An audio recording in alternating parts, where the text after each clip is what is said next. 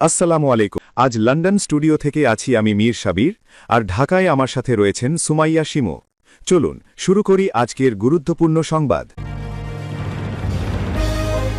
চীনা J-10C যুদ্ধবিমান কিনছে বাংলাদেশ। বাংলাদেশ বিমান বাহিনীর আধুনিকায়নের লক্ষ্যে চীনের তৈরি ২০টি J-10C মাল্টিরোল ফাইটার জেট ক্রয়ের সিদ্ধান্ত দক্ষিণ এশিয়ার আকাশসীমায় এক বিশাল কৌশলগত পরিবর্তন আনতে যাচ্ছে। ২.২ বিলিয়ন মার্কিন ডলারের এই বিশাল প্রতিরক্ষা চুক্তিটিকে নয়াদিল্লি কেবল একটি সাধারণ সামরিক কেনাকাটা হিসেবে দেখছে না, বরং এটিকে ভারতের চারপাশে চীনের সামরিক বেষ্টনী বা কৌশলগত ঘেরাওয়ের অংশ হিসেবে বিবেচনা করছে। তুমি ইরানের মতো একটি প্রাচীন দেশের মতো হও, যার ইতিহাসে শুধু জয়ের গল্প লেখা আছে, সেখানে ভয়ের কোনো স্থান নেই। যেদিন আমেরিকা বলল আগামীকাল সকালে ইরান থাকবে না, সেদিন ইরানের জনগণ ভয়ে লুকিয়ে থাকার পরিবর্তে রাস্তায় নেমে এল।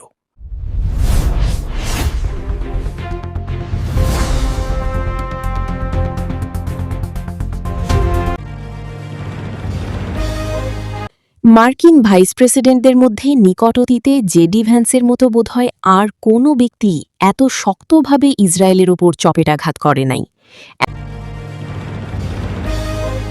আমেরিকার পরবর্তী নিশানা নির্ধারিত। ইরান থেকে পাত্তারি গোটানোর পর আমেরিকা এবার ইউক্রেনের শেষ চাপটা দেবে। বিফল হলে আফগানিস্তান স্টাইলে এখান থেকেও চম্পট। বাংলাদেশ ও ভারতের মধ্যে সীমান্তে পুশিন সমস্যা সংলাপের মাধ্যমে সমাধান করা উচিত বলে মন্তব্য করেছেন জাতিসংঘ মহাসচিবের মুখপাত্র স্টিফেন ডুজারিক। বগুড়া বিশ্ববিদ্যালয়সহ ৪ আইনের খসড়া অনুমোদন। প্রধানমন্ত্রী তারেক রহমানের সভাপতিত্বে জাতীয় সংসদে অনুষ্ঠিত মন্ত্রিসভার ১০ম বৈঠকে বগুড়া বিশ্ববিদ্যালয় আইন ২০২৬-এর খসড়াসহ মোট ৪ আইনের খসড়া নীতিগত ও চূড়ান্ত অনুমোদন দেওয়া হয়েছে। যুক্তরাষ্ট্র ইরান চুক্তি মানেন না নেতানিয়াহু, সমঝোতা বানচালের নতুন পরিকল্পনা। ইসরায়েলের প্রধানমন্ত্রী বেনিয়ামিন নেতানিয়াহু মার্কিন প্রেসিডেন্ট ডোনাল্ড ট্রাম্পকে জানিয়েছেন, যুক্তরাষ্ট্র ও ইরানের মধ্যে হওয়া সমঝোতা চুক্তি মানতে বাধ্য নয় ইসরায়েল। শুনছিলেন সংবাদ শিরোনাম, এখন বিস্তারিত। তবে তার আগে অনুরোধ থাকবে এই ভিডিওটিতে একটি লাইক, কমেন্ট এবং চ্যানেলটি সাবস্ক্রাইব করে জানিয়ে দিন কোন জেলা থেকে বা কোথা থেকে আপনি আমাদের এই ভিডিওটি দেখছেন এবং শুনছেন। চীনা J-10C যুদ্ধবিমান কিনছে বাংলাদেশ।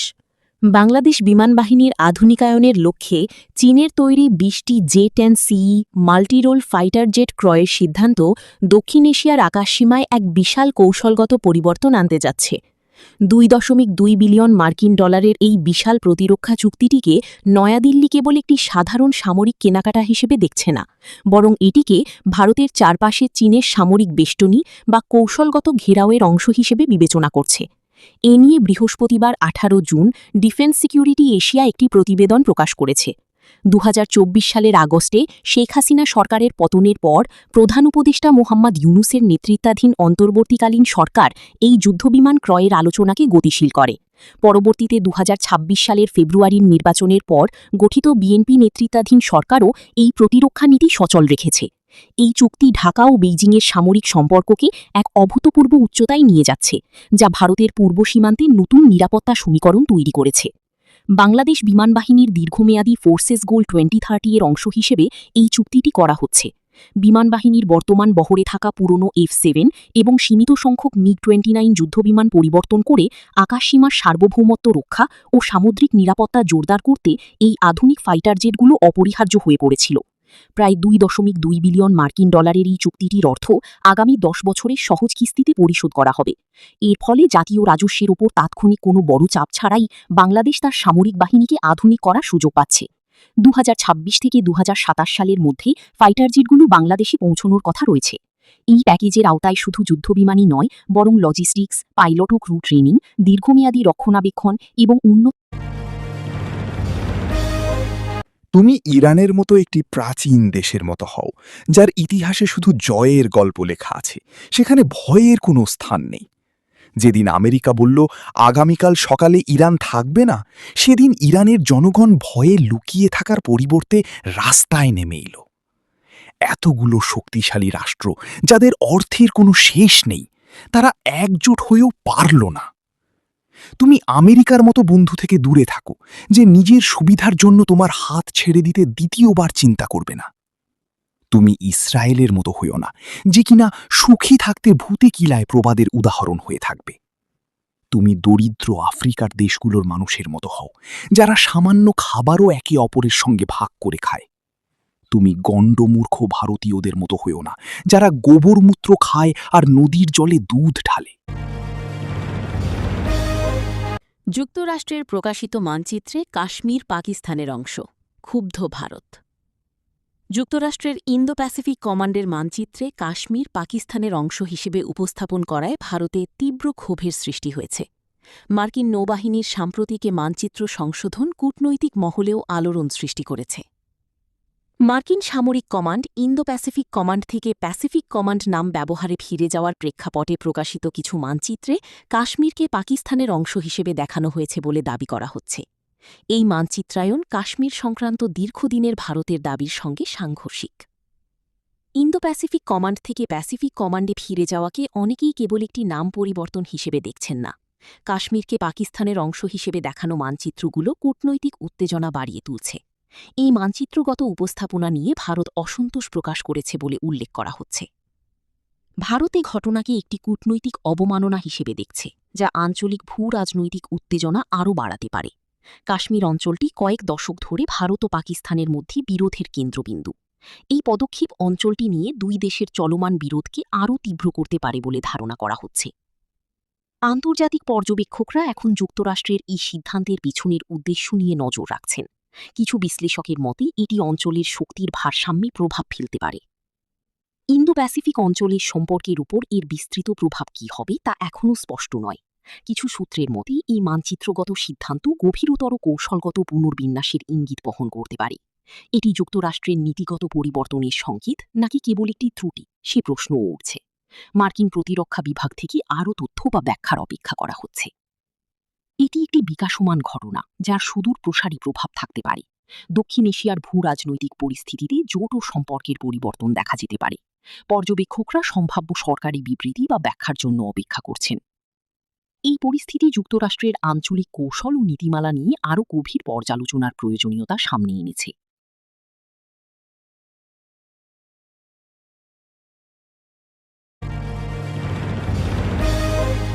মার্কিন ভাইস প্রেসিডেন্টদের মধ্যে নিকট অতীতে জেডি ভ্যান্সের মতো বোধহয় আর কোনো ব্যক্তি এত শক্তভাবে ইসরায়েলের ওপর চপেটাঘাত করে নাই। এমনকি তিনি যুক্তরাষ্ট্রের প্রশাসনে যে কাজ কোনো দিন কেউই করে নাই বললেই চলে, সেটাও করে চলেছেন। ইসরায়েল নিয়ে মার্কিন প্রশাসনে আলোচনার প্যারাডাইম চেঞ্জ করে দিচ্ছেন তিনি। ভ্যান্সের তোলা এই প্রশ্নটা খুবই গুরুত্বপূর্ণ যে ইসরায়েল রাষ্ট্র হিসেবে তার সব সিকিউরিটি প্রবলেম হত্যাকাণ্ড দিয়া সমাধান করতে পারবেন কিনা। ওবামার আমলে আমরা জো বাইডেনকে দেখেছি, ট্রাম্পের প্রথম আমলে মাইক পেন্সকে দেখেছি এবং এখন জেডিকে দেখছি, কিন্তু কেউই এত দৃঢ়ভাবে ইসরায়েলের বিরুদ্ধে অবস্থান নেয় নাই, হুমকির ও তাচ্ছিল্যের সুরে কথা বলে নাই। ইতিহাস বলে ইসরায়েল, বিশেষ করে নেতানিয়াহুর অধীনে ইসরায়েল, যখনই কোনো বিপদে পড়েছে তারা দুইটা কাজ করেছে। এক, হয় গাজায় ম্যাসাকার শুরু করছে অথবা লিবাননে ম্যাসাকার শুরু করছে। তাদের ভাবটা এমন যে কোনো কিছু হইল তাইলে সমাধান হিসেবে কয়েকশো হাজার মানুষ মেরে আসি। বিগত ৭৮ বছরে, অর্থাৎ ইসরায়েল রাষ্ট্র প্রতিষ্ঠার পর থেকে এমন কোনো সপ্তাহ নাই যে সময়ে ইসরায়েলি বাহিনীর হাতে কেউ খুন হয় নাই। বিগত ৭৮ বছরে ইসরায়েল গাজায় মিনিমাম ১ লাখের বেশি মানুষকে হত্যা করেছে, আহত অন্তত আরও ৩-৪ লাখ মানুষ। একইভাবে লেবাননেও তারা মিনিমাম ২৫-২৬ হাজার মানুষকে হত্যা করেছে। কিন্তু ৭৮ বছর ধরে চলে আসা সো কল্ড সিকিউরিটি প্রবলেম শেষ হয় নাই, কিন্তু মাঝে দিয়ে ১.৫ লাখের কাছাকাছি বা বেশি। ওভারনাইট মোহাম্মদপুরের মতো একটা এলাকা যেখানে বহু বছর যাবত একটা, আমি বলবো যে অপরাধীদের অভয়ারণ্য হয়েছে, সেটা ওভারনাইট নির্মূল করা সম্ভব হচ্ছে না। তবে আমরা কিছু পরিকল্পনা নিয়েছি, সেটা এখানে আমরা এখন বলতে চাই না, ফাঁস করতে চাই না। যে মোহাম্মদপুরকেও আমরা নিয়ন্ত্রণে নিয়ে আসবে ইনশাআল্লাহ, সেখানে অপরাধীদেরকে নির্মূল করা হবে পর্যায়ক্রমে। এটা পরিকল্পনার বিষয়, আমরা সেভাবে আগাবো। তবে এই বিষয়গুলো আমরা অ্যাড্রেস করছি, যেটাই আমাদের নজরে আসছে, যেটাই থানার মধ্যে রিপোর্ট করা হবে বা মামলা করা হবে বা গণমাধ্যমের মাধ্যমে, সোশ্যাল মিডিয়ার মাধ্যমে যেটা আমাদের নজরে আসবে, সেগুলো আমরা তাৎক্ষণিকভাবে আমরা অ্যাড্রেস করব। তো এইভাবে আমরা করে যাচ্ছি ইনশাআল্লাহ। এই পর্যন্ত বিগত 3 মাস 3.5 মাসে বাংলাদেশ পুলিশের যে অ্যাক্টিভিটিস, এখানে আমাদের আনন্দিত হওয়ার অনেক বিষয় আছে। আমাদের পুলিশ সদস্যদের উৎসাহিত করার জন্য, অনুপ্রাণিত করার জন্য আমরা এই কাজগুলো করছি, তারা তাদের দায়িত্ব যাতে সঠিকভাবে পালন করে। তবে 2-1টা ঘটনা যদি তাৎক্ষণিকভাবে অ্যাড্রেস নাও করা যায়, সেটা আমাদের তদন্তের মধ্যে থাকবে এবং সেটা যথাসময়ে সেটা অ্যাড্রেস করা হবে।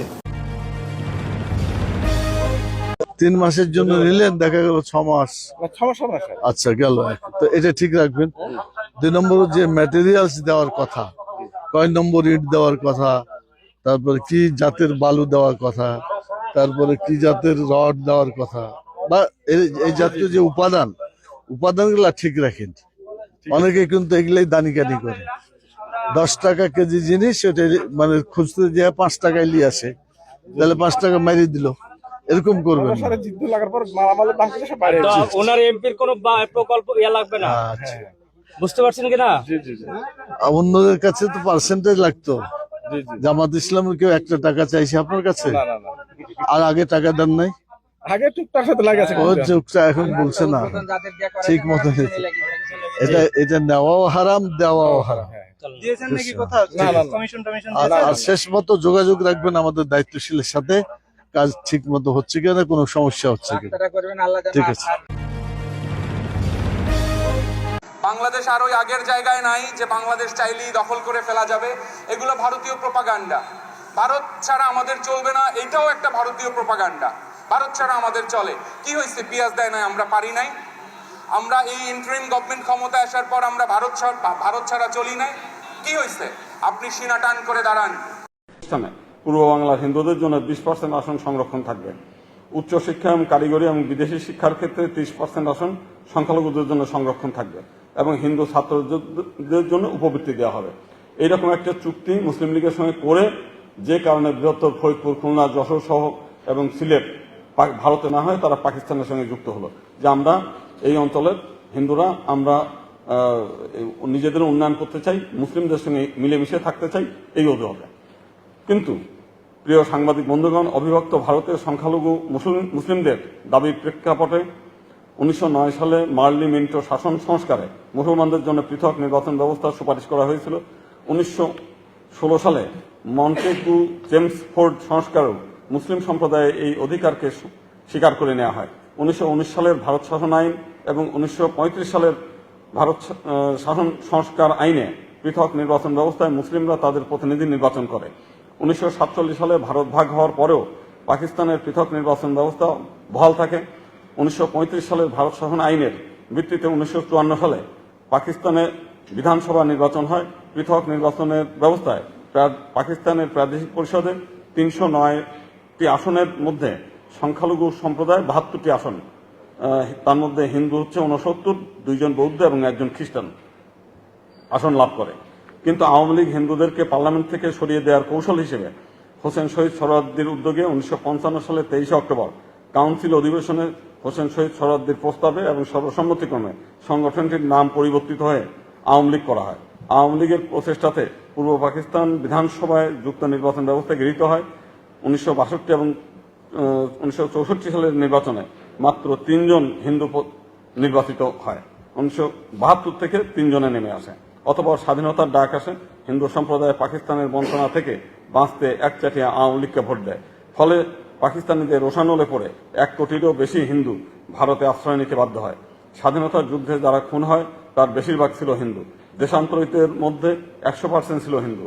100% হিন্দুর ব্যবসা, বাড়িঘর, প্রতিষ্ঠান লুট হয়। হিন্দুর রক্তের উপর দেশ স্বাধীন হয়। অথচ 1972 সালের 18 অক্টোবর সংবিধান প্রণয়ন কমিটির একমাত্র সংখ্যালঘু সদস্য ডক্টর ক্ষিতীশ চন্দ্র মণ্ডল বাংলাদেশের সংবিধানে সংখ্যালঘুদের জন্য সংরক্ষিত আসন সহ অর্থনৈতিক স্বার্থ রক্ষার যে সংশোধনী প্রস্তাব আনেন, আওয়ামী লীগ সংখ্যাগরিষ্ঠতার জোরে তা সম্পূর্ণ বাতিল করে দেয়।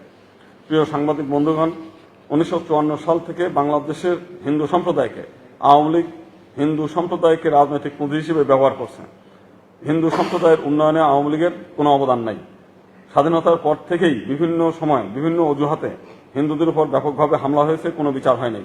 1990 থেকে 92 সালে ভারতের বাবরি মসজিদ রাম মন্দিরকে কেন্দ্র করে সারা দেশে হিন্দুদের ব্যবসা প্রতিষ্ঠান, বাড়িঘর, মঠ মন্দিরে ব্যাপকভাবে হামলা হয়।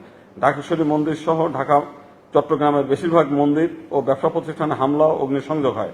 শেখ হাসিনার ব্যক্তিগত সহকারী বীর মুক্তিযোদ্ধা মতিউর রহমান ডেন্টো তার আমার ফাঁসি চাই গ্রন্থে শেখ হাসিনার নির্দেশে, পরিকল্পনায় ও অর্থে তিনি নিজে ঢাকা শহরের হিন্দুদের বাড়ি ঘর, ব্যবসা প্রতিষ্ঠান এবং মঠ মন্দিরে হামলা ও অগ্নিসংযোগ করেন বলে স্বীকার করেন। 2001 সালে বিএনপি জামাত জোট ক্ষমতায় আসলে ভোলা সহ সারা দেশে ব্যাপকভাবে হিন্দুদের বাড়ি ঘরে, ব্যবসা প্রতিষ্ঠান হামলা, অগ্নিসংযোগের ঘটনাও আওয়ামী লীগের পরিকল্পনায় হয়েছিল বলে জানা যায়। আওয়ামী লীগের সর্বশেষ 15 বছরে ব্রাহ্মণবাড়িয়া, নাসিরনগর, যশোরের অভয়নগর, চট্টগ্রামের হাটহাজারী, রাউজান, ফটিকছড়ি, কক্সবাজারের রামু, কুমিল্লা, চাঁদপুর, নোয়াখালী, চৌমোহনী, সাতক্ষীরা, খুলনা, শিয়ালী, রংপুরের পীরগঞ্জ, সুনামগঞ্জের সাল্লা সহ দেশের বিভিন্ন স্থানে হিন্দুদের গ্রামের পর গ্রাম জ্বালিয়ে দেওয়া হয়েছে। ধর্ম অবমাননার অজুহাতে পরে অনুসন্ধানে জানা গেছে 1991 সালের ঘটনা সহ প্রতিটি ঘটনার ইন্ধনদাতা আওয়ামী লীগ, যে কারণে কোনো ঘটনারই বিচার করে নাই কোনো দল। আমাদের পার্লামেন্টে বেশ কিছু হিন্দু নামের সংসদ ছিল, তারাও পার্লামেন্টে হিন্দু সমস্যার স্থায়ী সমাধানের কোনো প্রস্তাব উত্থাপন করে নাই। অতীতে কোনো সরকার হিন্দু সমস্যার স্থায়ী সমাধানের বিষয়ে আন্তরিক ছিলেন না। প্রিয় সাংবাদিক বন্ধুগণ, বাংলাদেশের স্বাধীনতার পূর্ব থেকেই বাংলাদেশের হিন্দু সম্প্রদায় দেশীয় এবং বৈদেশিক রাজনীতির গেরাকলে পিষ্ট হয়ে আজ অস্তিত্বহীনতার মুখোমুখি। মাইনরিটি কার্ড এখন রাজনৈতিক দলগুলোর ট্রাম্প কার্ড হিসেবে ব্যবহৃত হচ্ছে। পার্শ্ববর্তী দেশের রাজনীতিবিদ, এমনকি আমেরিকান নির্বাচনেও বাংলাদেশের মাইনরিটি ইস্যু তাদের ভোট বাড়ানোর কাজে ব্যবহার করেছে, অথচ এর স্থায়ী সমাধানের কথা কেউই বলছে না। অথচ মাইনরিটি ইস্যু নিয়ে দেশে বিদেশে বাংলাদেশের ভাবমূর্তি নষ্ট হচ্ছে, দেশের সাম্প্রদায়িক সম্প্রীতি নষ্ট হচ্ছে। সংখ্যালঘু সম্প্রদায় এক ভীতিকর পরিবেশে বসবাস করছে। প্রতিনিধিত্বহীনতায় হিন্দু জনসংখ্যা দ্রুত কমে যাচ্ছে। 33% থেকে আজ 12% এসে পৌঁছেছে। আমরা এর অবসান চাই। মাইনরিটি সমস্যার স্থায়ী সমাধান চাই।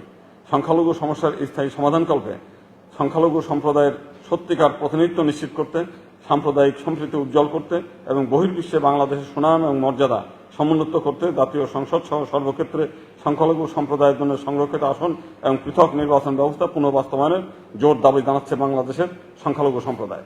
প্রিয় সাংবাদিক বন্ধুগণ, রাজনৈতিক দলগুলো কখনোই এদেশের জনসংখ্যা অনুপাতে সংখ্যালঘু সম্প্রদায়কে মনোনয়ন দেয় নাই। সরকারি হিসাব মতে 12% সংখ্যালঘু হলেও সংখ্যালঘুদের 42টি আসন পাওয়ার কথা, কিন্তু যৌথ নির্বাচনের কারণে স্বাধীনতার 55 বছরে কোনো সংসদেই হিন্দু সম্প্রদায় তাদের সংখ্যানুপাতিক প্রতিনিধিত্ব পাঠাতে পারে নাই। সর্বশেষ জাতীয় সংসদ নির্বাচনে বিএনপি থেকে মাত্র 2 জন এমপি হতে পেরেছে, তারাও হিন্দু সম্প্রদায়ের প্রতিনিধিত্ব করছে না, অর্থাৎ পার্লামেন্ট হিন্দু প্রতিনিধি শূন্য।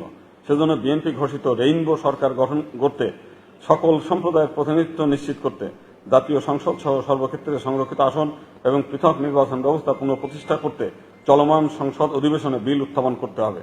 অন্যথায় দেশের হিন্দু সম্প্রদায় ব্যাপক গণ আন্দোলন গড়ে তুলবে। প্রিয় সাংবাদিক বন্ধুগণ, গাইবান্ধার পলাশবাড়িতে নির্মিতব্য